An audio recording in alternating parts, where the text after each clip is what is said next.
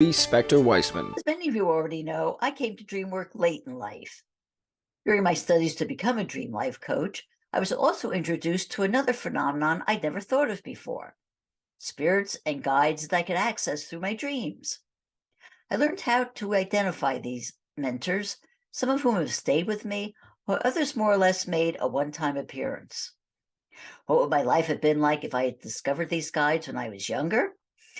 One of those great mysteries of life I'll never be able to answer. Or maybe my guest, Linda Deir, has some opinions about this.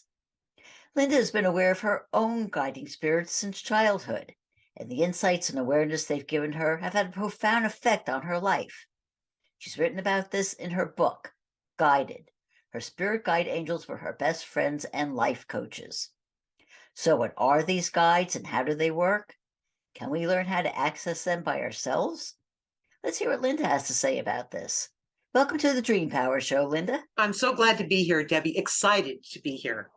Well, I'm excited to be talking about this. Linda, I tell you, you have a remarkable story about how the dreams that you had as a girl helped you survive what could be described as, I'd say, less than desirable childhood. Could you briefly tell us about these dreams and what they revealed to you? Yeah, my life started out with a life destiny dream. I call it a life destiny dream because in the dream, they showed me a world to come. And the world that we're in right now, we're on the brink of what that dream showed me. In chapter one, part one of Guided, it's called the merry-go-round dream. And it's a dream I had for the first 35 years of my life that never changed or stopped. I couldn't do a thing about it. In fact, after having it so many times, it started out great. I loved having the dream. It was fantastic until the people in the dream started dying and giving up and letting go. And they had no will to be here. They couldn't see the good side of being in this world, even when it started to move faster and it got more challenging. People just gave up. And we're really on the brink of that right now. I hate to say this, but Debbie, we're right on the brink of it. It's something that I've carried with me throughout my life. And I'm 70 years old now. So I had that dream for the first half of my life, literally first 35 years of my life. And the second 35 years of my life, I've been performing on what this dream was really talking about. And then, of course, there's the rest of the story in Guided, where the dream propels my life and really wakes me up when I'm 35 years old. That's why the dream stopped. I started going to dream classes. And when I started going to dream classes, that dream, I never had it again, not once. So that's guidance, coming back to the guided part, the guidance. That's guidance, letting me know, in this case, that that's where they were nudging me to go. Guidance never tells you what to do. But when you have something as prophetic and something as life destiny as this dream that I had is, and how it applies to the world that we're in now and what we're coming into, these guides weren't messing around. And in other words, what I'm saying is before we come into this life, we plan our life with our guides. We don't just haphazardly show up here by accident and randomly run through this life, having no meaning at all, not having any purpose or knowing who we are. That is the total opposite of what's really going on in this world. And I know this. I know this. I just want to interrupt you in saying that you're saying that the stream is now telling you that we're on the brink of something happening. Is this for you or for everyone? Us? It's for everyone. And anybody who reads Guided, even if you just read chapter 1, there's 28 chapters in Guided.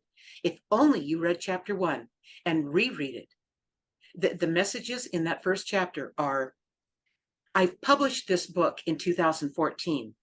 And in 2014, nobody saw any of what's going on right now coming. Nobody saw it. But when you read Guided, you start to see like quandaries, the Nostradamus quandaries, the when you read the words, it's not just superficial on the top. You start to understand what the dream is saying. And of course, that's why dreams are so powerful. Dreams are symbolic in their messages to you. And every dream, there is no such thing as a dream that didn't matter. There is no such thing. Every dream matters, and each dream ties together like a daisy chain. You know, it's a story it's telling you. And I know this from my entire life of having dreams, having so many dreams that pointed me in the right direction or gave me a warning to not go there, not do that, get away from those people, you know, that type of thing, or get in or out of a situation or a project at just the right time. Dreams are loaded with guidance. And I'm going to say this one other thing before, because I want you to talk here too, Debbie. The one thing about dreams is they never lie to you. Dreams are called little death to the Indians. That's how they refer to dreams, which means it doesn't mean that you're dead. It means that you're more alive than when you're in your day-to-day life, because your awareness is heightened. And that's why the dreams, if you understand what your dreams are telling you, so critical. Your life, in your life, nothing would ever happen by surprise. You would never say things like, I didn't see that coming. Yes, you did. You got all the messages along the way. In your dreams, in your guidance, in your day-to-day life, it's always seeping through from the other side, from your guides. Well, you were having these dreams, like you said, you had these dreams beginning in childhood. How did you know to pay attention to them? Oh my God, Debbie, they were traumatic. And like I said in the beginning, the merry-go-round dream was fantastic. I mean, I'm riding that merry-go-round single-handedly, leaning back as it goes faster and faster. I loved this dream. It fit my personality totally. But then when I started to notice as the merry-go-round goes faster and faster, people start getting scared. I'm looking at them going, what's wrong with them? Don't they see how good this is? You see the message in that? Oh, The yes. times that we're in, you know, suicides are rampant. They don't see why they came here. That's what I want to say. People don't know why they're here. And if they knew why they're here, none of this would scare anybody. And especially if you realized that this life is not all there is. That's another thing that happened to me early in my life when my mother almost killed me when I was 20 months old. And I asked out loud for someone to help me. And when I did that, my guides showed up in numbers all around me. I'll just put the book up so you can see what they look like. I took this photograph of them right here at Christmas time in 1994. And it was the second time that they materialized in front of me. And I happened to have my Nikon camera film days, 1994. And I snapped off their photograph. They were 7 feet tall, lit the whole room up at Christmas time, family, you know, the Deir family reunion. And I looked around the room and I said, did you guys see that?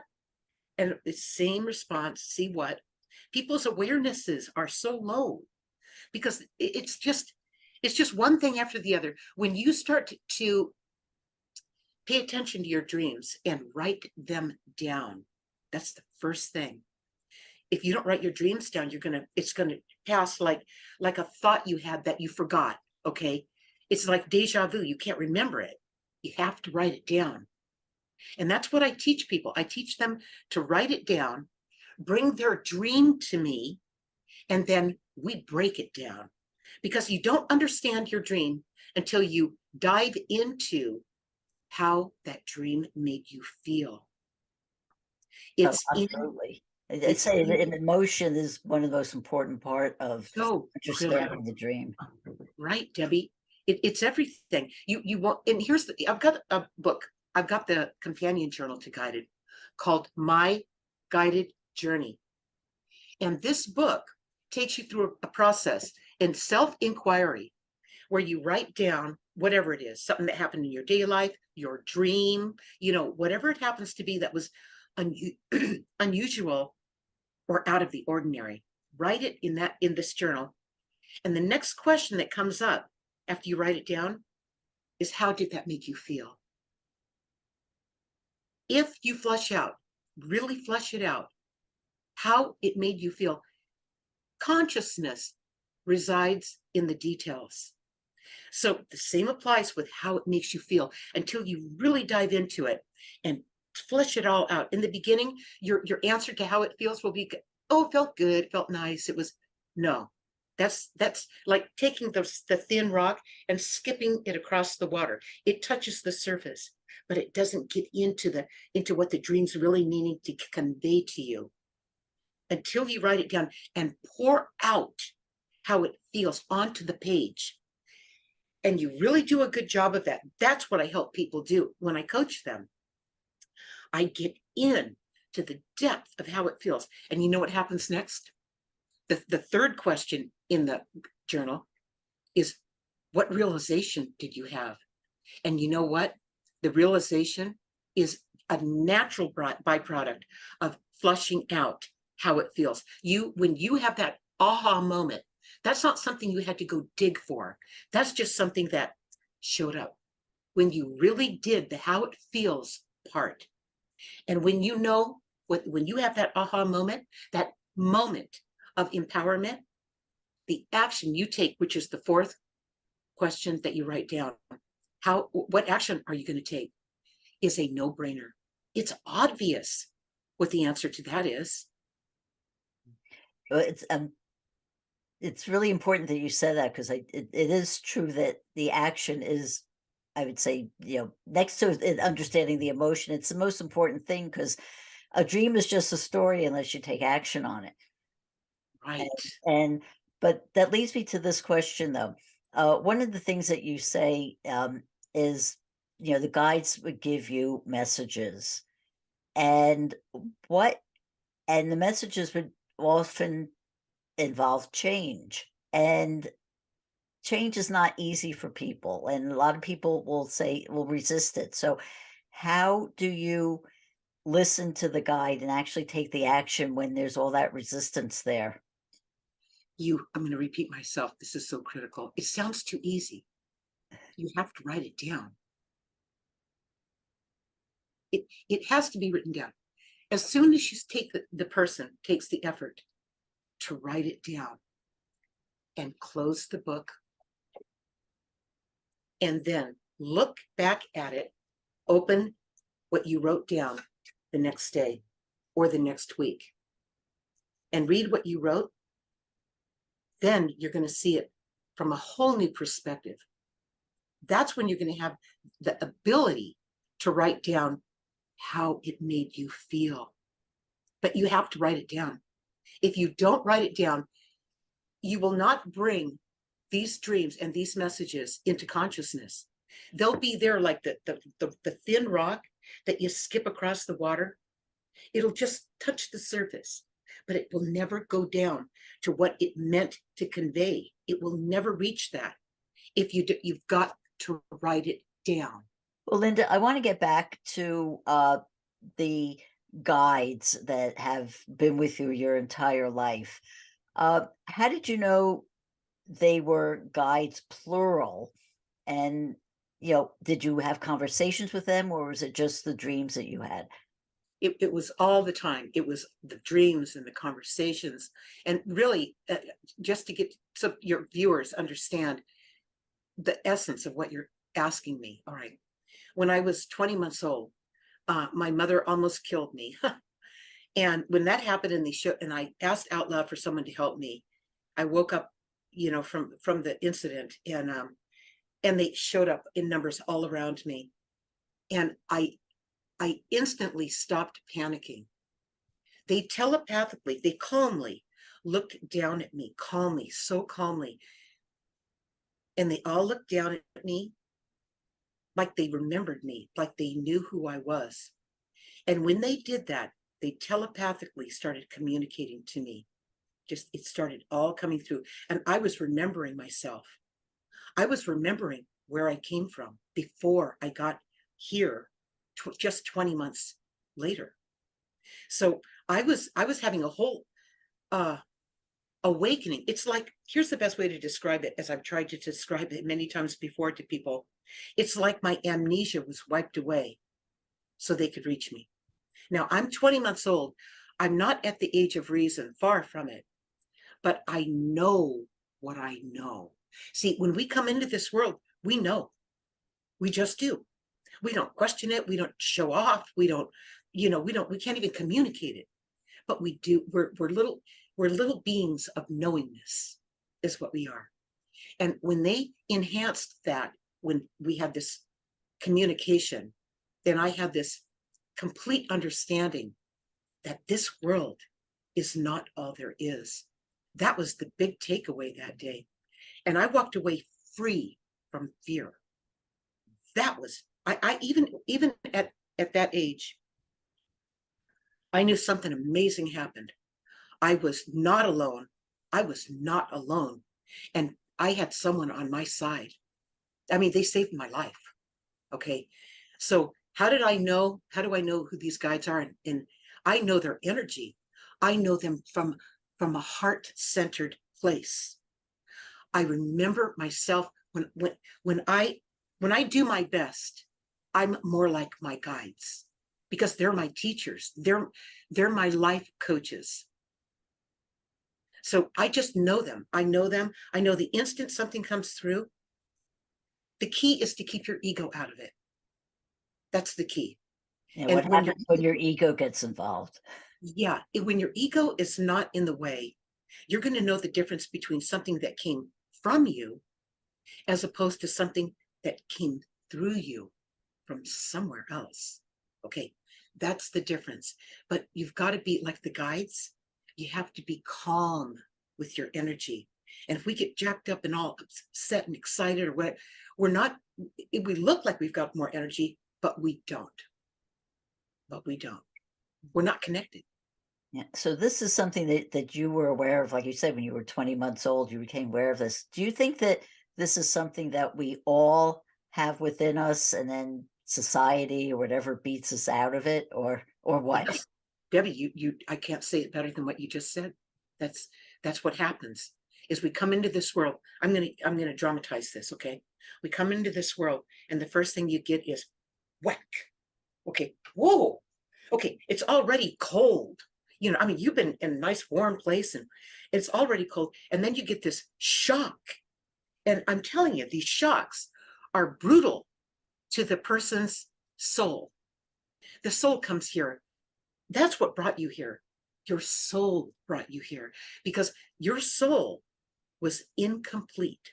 Your soul was lacking something that it really needs to resolve, solve, and heal. That's why we're here. Okay. And the additional reason we're here, we're not just here for ourselves. We're here for this oneness that we come from. We're here to help other people too. We're in this together. And in the world we're in now, doesn't look like that. But really, I have to say, with all the craziness going on, and we haven't seen nothing yet. I mean, I hate to tell you that, but it's because it doesn't need to happen. This stuff that's going on doesn't need to happen. It's happening to wake up humanity. I'm talking about from a high level. I'm not talking about what the government's planning for us. Okay, no, that's not conscious. That's really not. Okay, but from this higher awareness, the whole reason we're here and what our part is in this life will show up in your journal writings and writing your dreams down. That's the beginning. It's critical that you start doing that. And then you're going to get your own answers.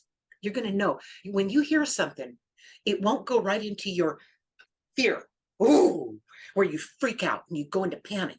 No, you will not do that to the information, whether it's true or not. You won't do that. What you'll do, in my case, you will write it down. You will write down what that was that unusual, out of the ordinary, and unusual thing. It doesn't have to be a spiritual, unusual, or out of the ordinary thing. It doesn't have to be a dream, unusual, or out of the ordinary thing. It could be in your day-to-day life, something just blew your mind. Write it down, please write it down. Because what's going on is you're unconsciously walking through your life and you're scared. I would be scared too, if that's how I was living my life. Mhm. Very, very, very important thing to mention there. You say that you help other people, uh, with their dreams and to get their guidance. How do you get them? How do you help them? Talk to me about that. Well, what they do is they send me their dream. I've got a page on my website called Dreams. And there's a whole bunch of dreams that they can see how I work. Here's somebody sent me this, and I answered their dream. Here it is right here. And then they can go on down. And it talks about the merry-go-round dream is the featured dream on that page. lindadeir.com/dreams. That's it. All right. And when you go there, you can peruse through the dreams that I've done. That's just a few dreams. I think I've got 80 up or something. And then they can say, submit my dream, takes them right to the product page, and it's $20. I mean, they send me their dream, and it takes me no time at all. In fact, the fact that I'm not them interpreting their dream makes it way easier for me, because I'm not trying to avoid something. I don't have a bias. I just see it for what it is. I break it down from a spiritual, symbolic point of view. Okay. And then there it is. This is what this dream is telling you. And that's what I do with the dreams. Mhm.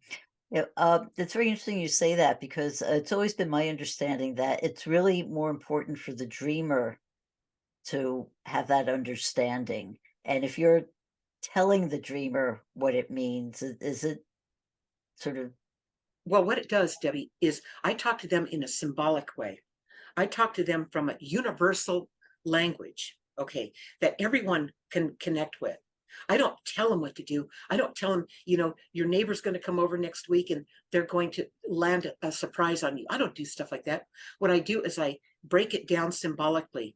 The cat is feminine energy that you threw out the window, that you're throwing away, that you're discarding, that you're underestimating, that your feminine energy is at stake, and you need to take another look at how you're taking care of yourself. Feminine energy, take care of yourself, and how you take the time to be more feminine, more female. It could be a man.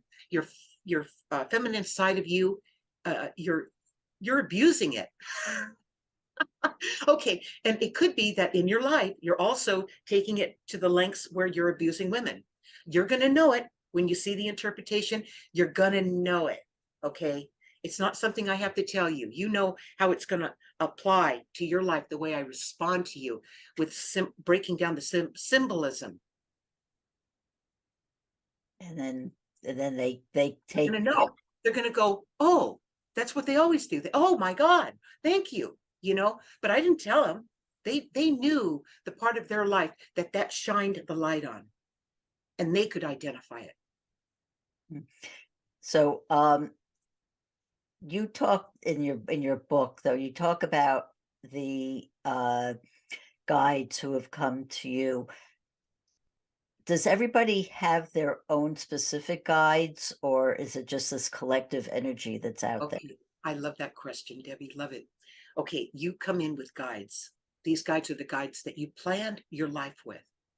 So they're right there with you, and they really look over you strongly when you first arrive into this world. Okay, like they did with me. In my case, I had an early demand for them to come in and help me. Okay, but you come in with them. So what happens is, in your life, you came into this life to grow, to learn, to evolve.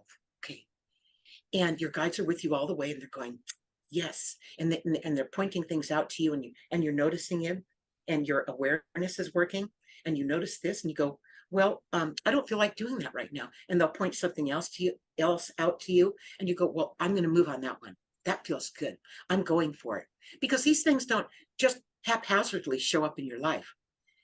There's so many things going on that aren't an accident. In fact, there are no accidents, right? Okay, so our awareness is missing. That's it. That's all there is. Okay. And so as you move through your life and you start to learn and get it, and and really feel, wow, I'm getting this, your guides will collaborate with each other, and they'll say, well, bring in these guys. She's ready for higher level guides to learn what we teach on something else. You guys are coming in to continue to teach her. Okay. And not teach her, but guide her, and point things out, guide and point things out.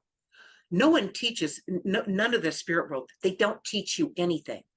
They just show you where to look, and you decide to go that direction or not. That's up to you. But the more you move that way, the better your life will work. So do the guides just come to you, or do you seek them out? Debbie, they're with us all the time. They're with us all the time. Sometimes we notice them more when we're tuned into this. When you do your journal writing, I got to keep coming back to this. You should be writing in your journal for 15 minutes a day, whether it's a dream you had, a realization you had, something that didn't work out so well. Oh my God, ouch. And you need to write these things down. Unusual, out of the ordinary. Your awareness is what you're working on. You're working on your awareness. All right. And as your awareness gets greater, having access to you, not you accessing them. It's not that, it's a different route.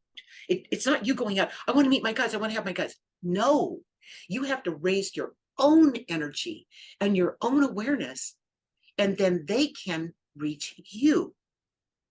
It's the other way around. We have to tune ourselves up.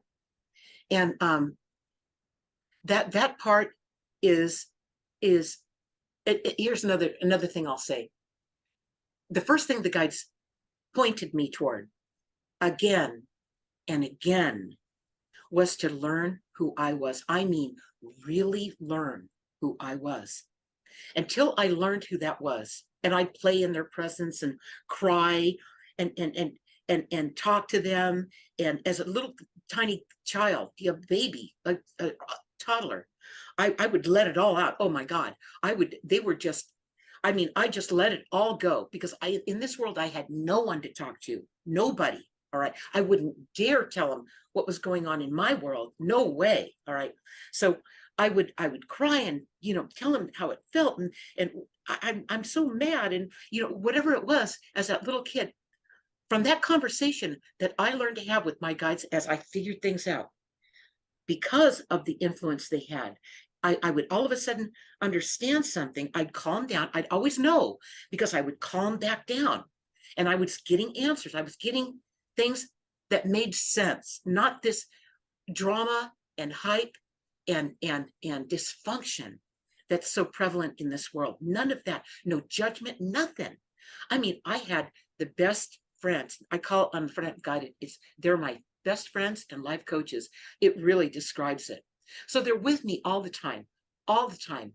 And even when I'm just walking around, and sometimes I go to bed at night, and they just keep sending me more insight into the project. They're great working with projects. And I've always had a project going, and they're right there to help me. I get stuck. I can't figure it out. And I don't know, I'll go have a sandwich and come back. Bam, it comes through. It just, I got out of my way for that moment. The sewing machine was discovered in a dream. Did you know that, Debbie? Oh, yes, absolutely. The sewing Yeah, machine. and I just have to cut you off here, because there's so many questions I have to ask, but we're out of time. So I just have this final one. Linda, how can people find out more about you and your work? Okay. Say the name of your program again, Debbie. Dream Power Radio. Okay. lindadeir.com/DP for Dream Power. I'll have that page up before you have this webinar up, or whatever, your podcast up. Okay. I'll have it up, and it'll be live, so they can go there and they can see this program. Those who watch this and want to know more, they can go there.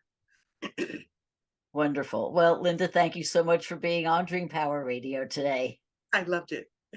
Thank you, Debbie. We've been speaking about guides with author and dreamer Linda Deir.